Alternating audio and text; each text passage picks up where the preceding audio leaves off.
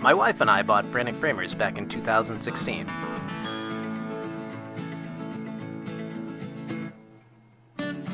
When we first started out, we had to adjust our family to owning a small business.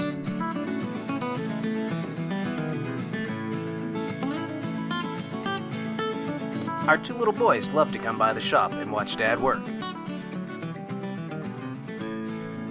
We're hoping someday to pass on the business to them. Frantic Framers has been a custom framing shop in Quincy, Massachusetts since the 1970s.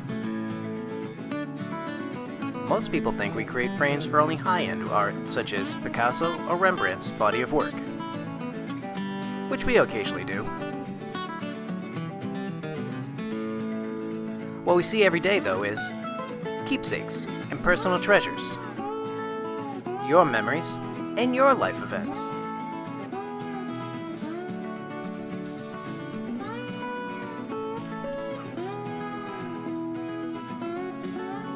There is no better feeling than when we get to see a giant smile on our customer's face when they view their completed piece.